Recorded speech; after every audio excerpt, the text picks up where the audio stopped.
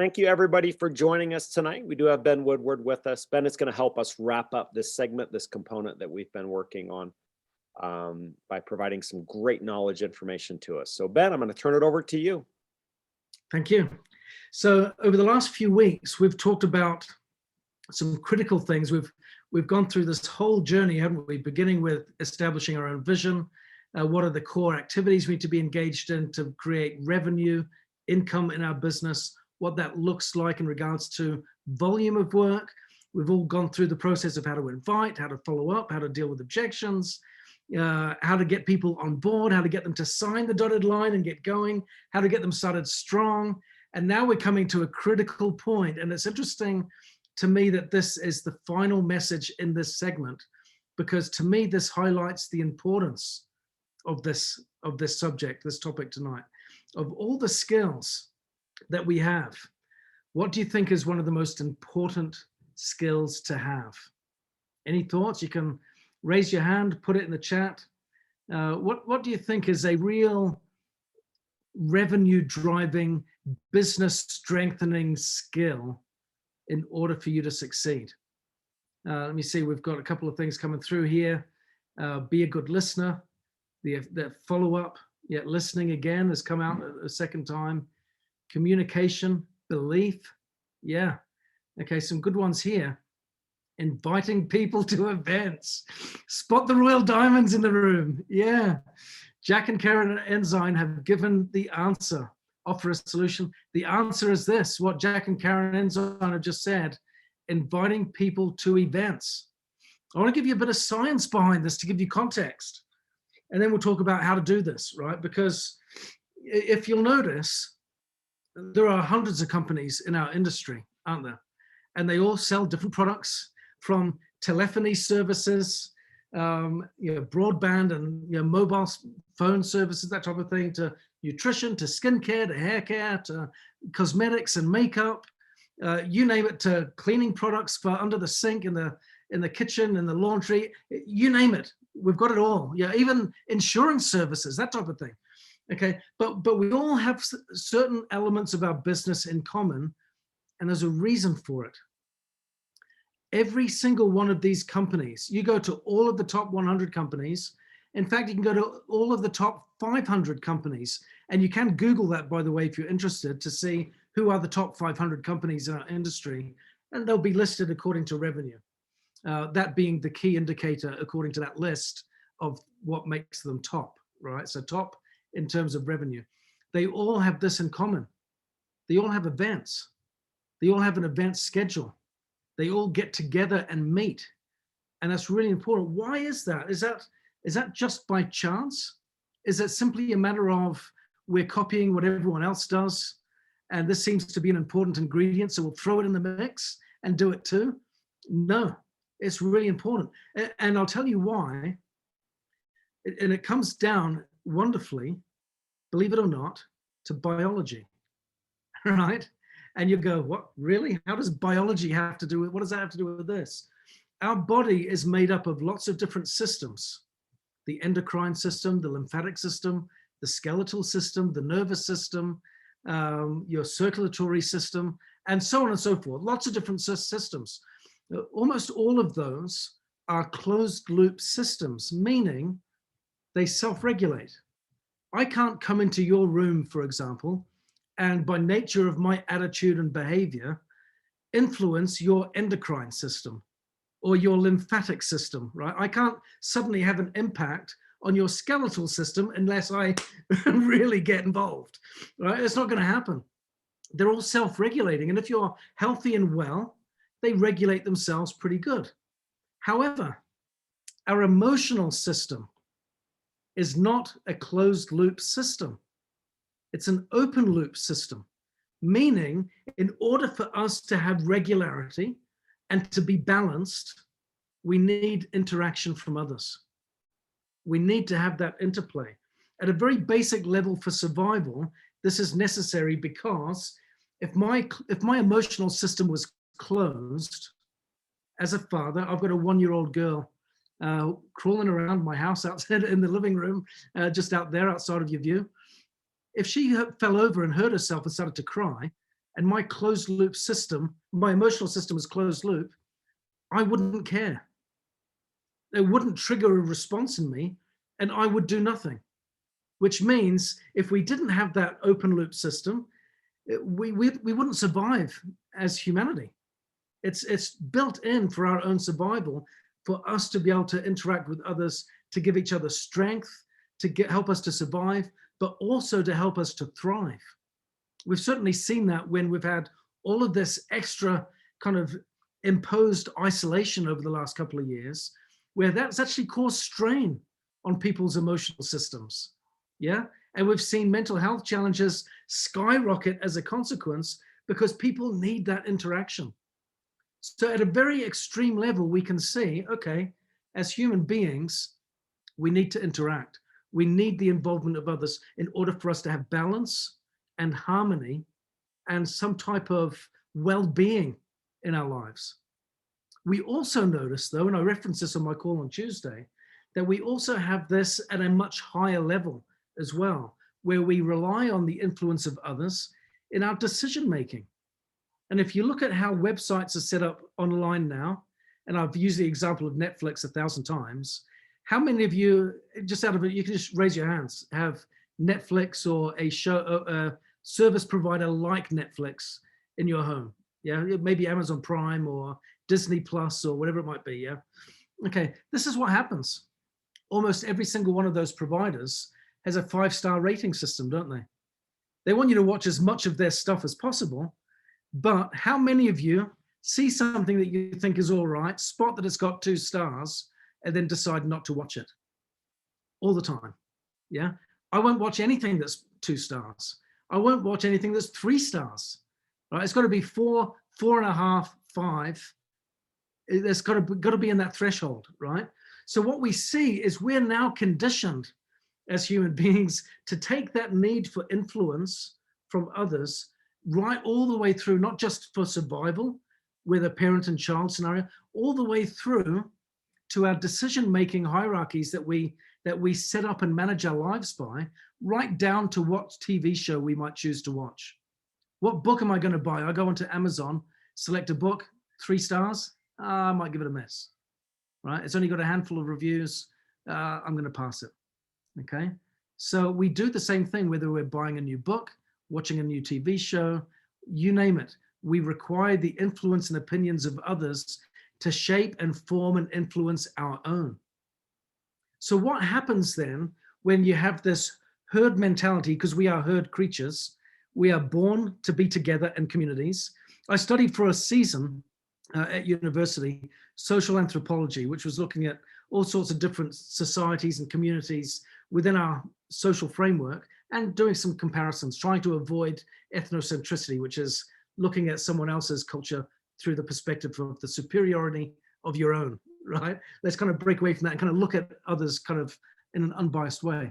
One thing I noticed when I was studying social anthropology, there isn't a single society on the planet that encourages being on your own. We all have villages, tribes, communities, families, right? And however that family is made up, in today's world, it's all sorts of different interpretations of what makes up a family, which is wonderful. But we're all encouraged to have others in our lives. Do you know any society that encourages you to not have anyone else in your life? It doesn't exist anywhere on the planet, anywhere at all. Even these remote tribes that have managed to maintain their existence in the middle of the Amazon, they're still built around community, involvement, interaction. So I think I've labored the point enough to emphasize when we have events in our business, it's for a very strong and compelling reason. It builds community. And that's what this business is really all about, is building a network. It's network marketing, right? We don't want to be individual sole traders exchanging our time for money, you know, in a limited context, and then just working extra hours to get a little extra money. That's not what this business is about. It's about building a community, a network, an organization. In order for that to thrive and prosper, you've got to have places where you can meet together and team up and connect. We can do that online and offline today, which is great. But I think we're reaching a point now where we need to start integrating some live events back into our framework and into our calendars.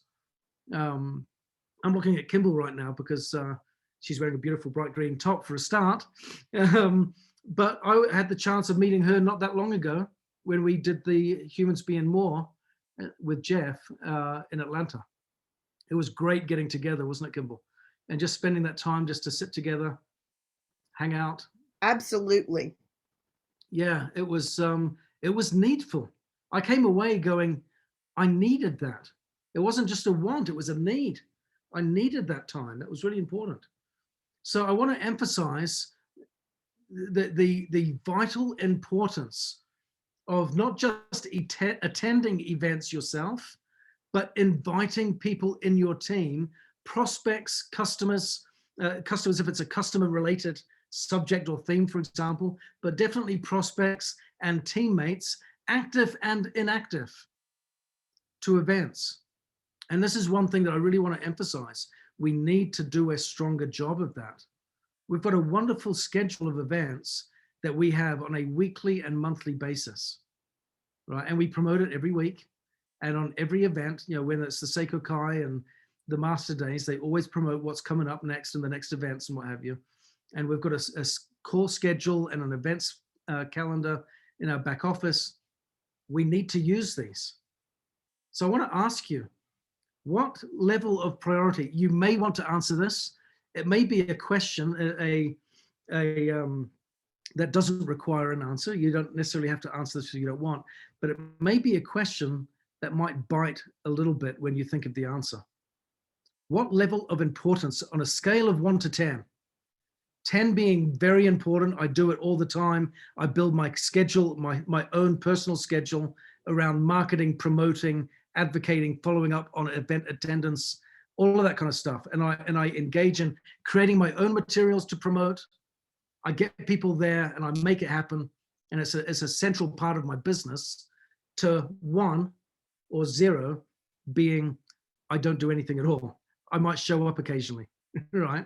On a scale of 1 to 10, what level of importance does attending events and inviting people to attend events? When I say that word attend, I'm not putting it in the context of you.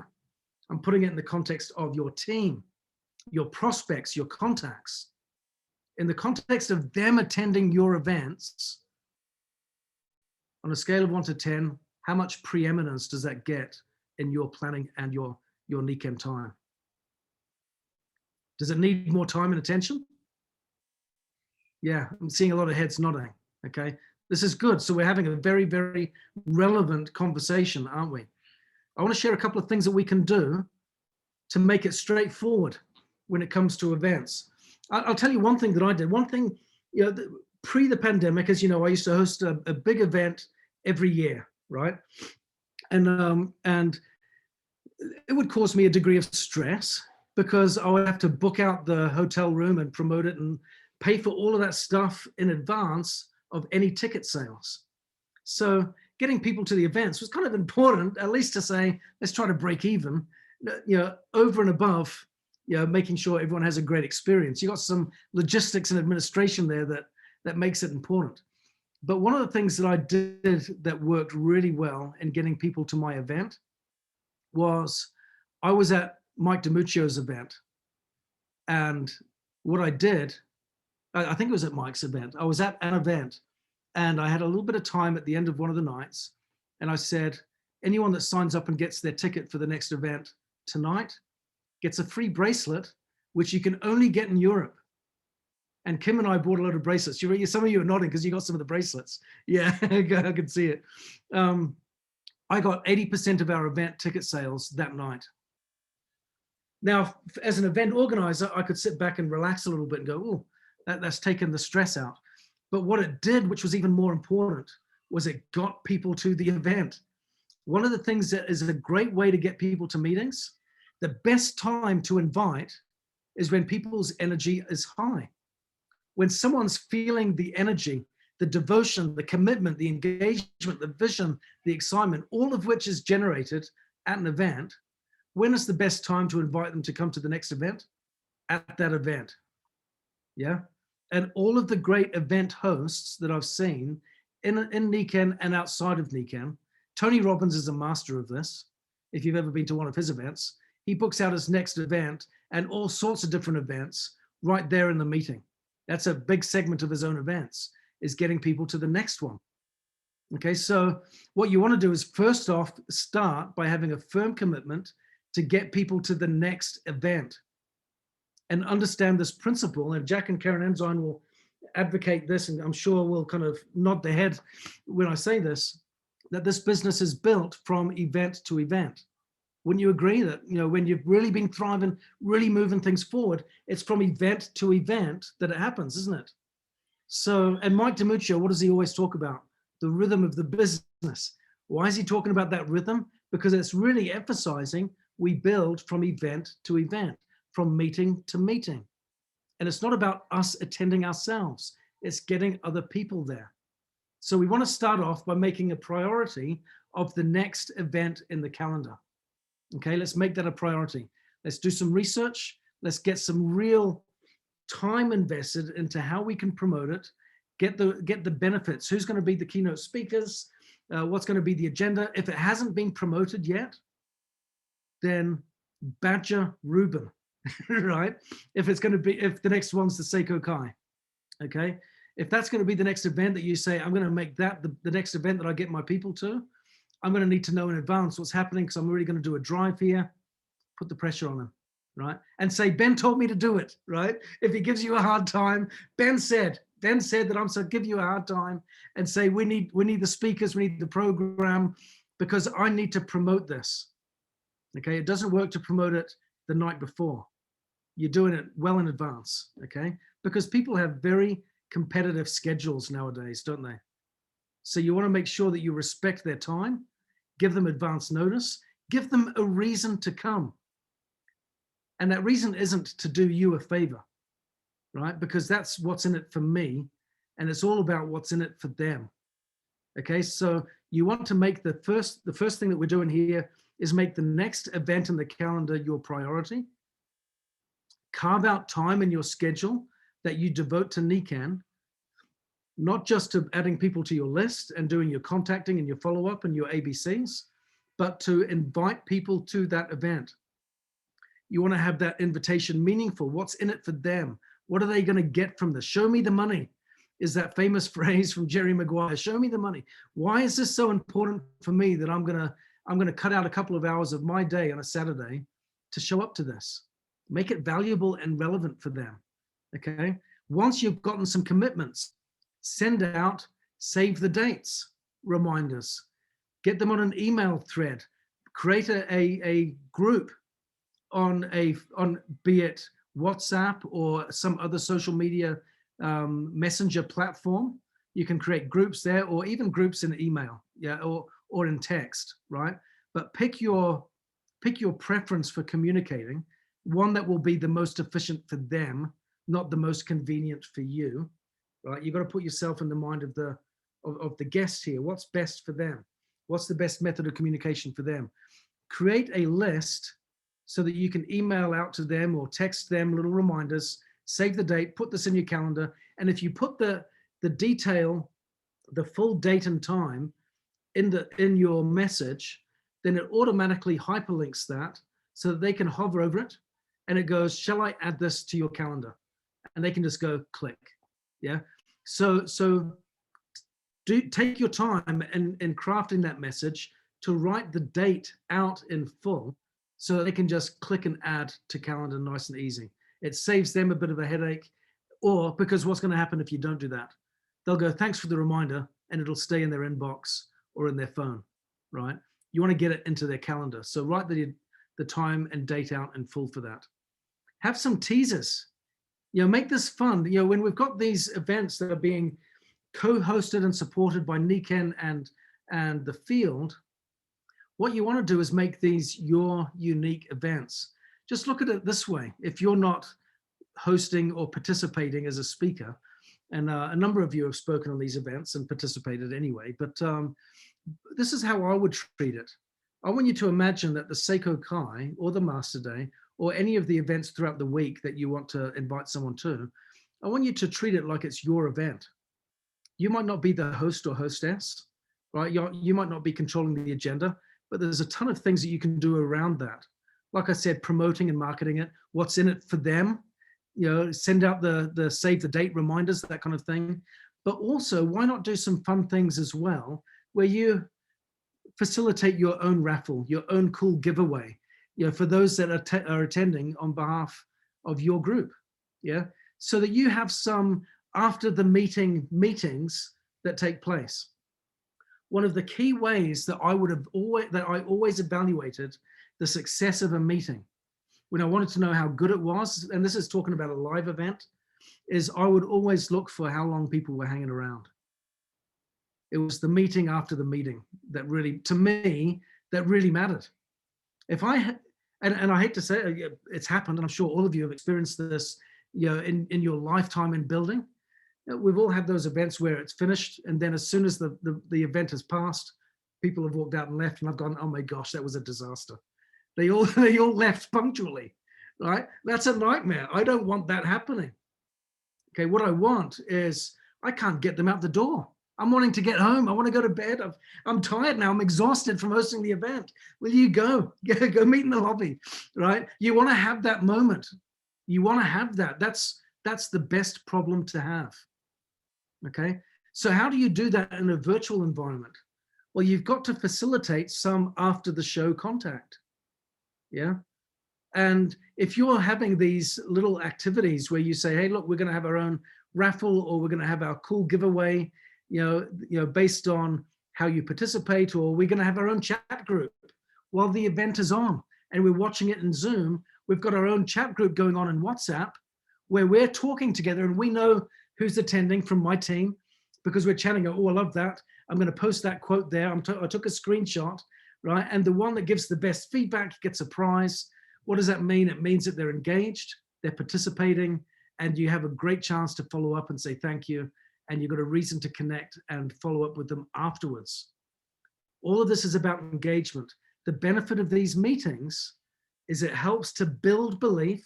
And this was one of the key skills that some of you put in the chat. Kimball said, what's one of the core skills to have here? Belief. If you want to build belief, get people together, because we're all like fire when we're together. That belief grows and burns brighter when we're together, so much more than when we're on our own. So if you want to do that, let's get people together, find these reasons to get them there, have a reason to connect and engage during the meeting and after the meeting.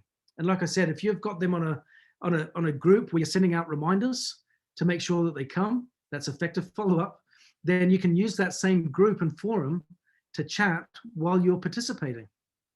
If any of you have participated in the Seiko Kai or Master Days, that's what Ruben actually facilitates.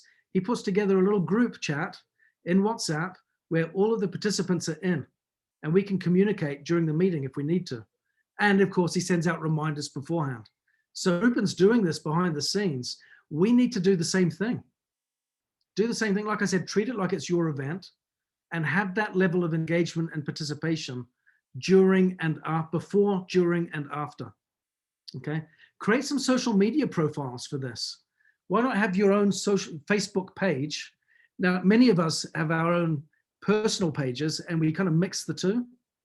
And we've got our personal page where we, it's all about us and things, but we kind of post Nikken stuff as well. And we've got our friends and family there. We've got our Nikken people, and it's all a bit of a mishmash. That actually doesn't work too well. Okay, you want to have a page devoted to your Nikken stuff. Okay, if you have a dedicated Facebook page, you can use that to promote your own meetings. You can do Facebook Lives there and communicate directly there. And everyone that's in it is directly associated to the Nikken business in some way, shape, or form. They're an interested customer, they're an interested prospect, they're a business partner, they're a team member, and so on. They're upline, crossline, or what have you. Okay, but there, you can start to promote your events. You can start to promote Seiko Kai, Master Day, and the other events, and really drive traffic and talk about it, promote it, and do your Facebook Live message for 1 minute. I find when I do a Facebook Live, I get far more traffic on that than I do on a conventional video. And video is one of the best and most popular mediums, according to all the research and data that's available for us right now. The best medium on social media to grab attention is video. And the best type of video, that response that I've seen, is live video. When you get lives there, you get so much more interest and curiosity. So utilize that to promote it. You can do a 30-second clip and just say, yeah, there you go, 6 times more traffic. Yeah, it's powerful, it's potent. Okay, so utilize that and do your own little teaser and say, hey guys, you know, we're gonna have this event. It's hosted by Nikken. We've got these other speakers. I can't wait for it to happen. Do your promotion, do your reel, see you there. If you want more information, private message me. We're gonna have a cool giveaway while we're there for those that are in my team only, right? If you're coming as one of my guests, we're gonna have a cool giveaway. We'll talk about it before the meeting, and this is how it's gonna work. And you can do all that kind of stuff, give people reasons to participate, get involved. But what we've got to do is drive key attention and time, devote this type of time to this activity, because it is the most financially rewarding skill you can develop. Because here's the truth. We often talk about a couple of fundamental behaviors or skills that pay us money. Having customers and recruiting new people, yeah? That drives revenue. But the reality is, I've seen people that have loads of customers and are great at recruiting and sponsor all the time, but they're wondering why their business is flat or not working. Why? Because they don't know how to build a team. If you really want your business to thrive and prosper, it's about building a club that people want to belong to. Build that team. And you get that club and that team by getting people together at events. Every company in our industry leads with events. Every top income earner in every company in our industry advocates this as the most important skill. Okay, so, and I've even, if you read GoPro, Eric Worre even says himself, anyone that says this isn't the most important skill is not one of your top income earners.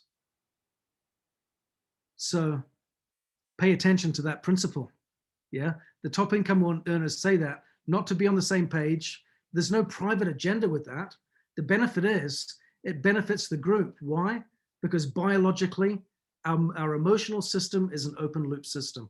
We need the involvement of others for regulation, for balance, for harmony, for well-being. And as we can see by modern day consumer behavioralists, it also helps us make good choices too. Yeah, or popular choices, because we follow the herd with it. So it's powerful. It's a potent skill for building your team and growing your business, and helping your new guy that we were just talking about last week stay. They stick when they come to meetings. When they don't go to meetings, they go cold, and you lose them over time. So that means you just go back to the drawing board, go back to the drawing board, go back to the drawing board, or not. Get them to the meetings, make a difference, make it happen, make them stick, and have a thriving business. So thank you very much. I hope this has been helpful. If anything, just a reminder, get people to events. It's the most important thing. Make that a part of your weekly schedule of activity and building your Nikken business. Make that a priority. Cheers, and I'll pass the time back to you, Jeff.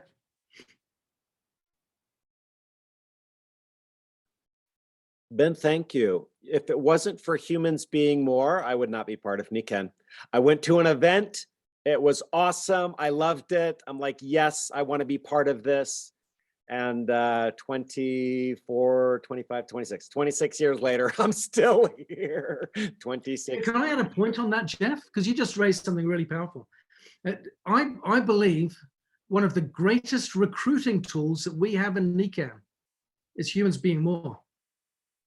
The last event that I went to in Atlanta, and Jeff, you know I'm saying this truthfully, I've said it to you multiple times since that event.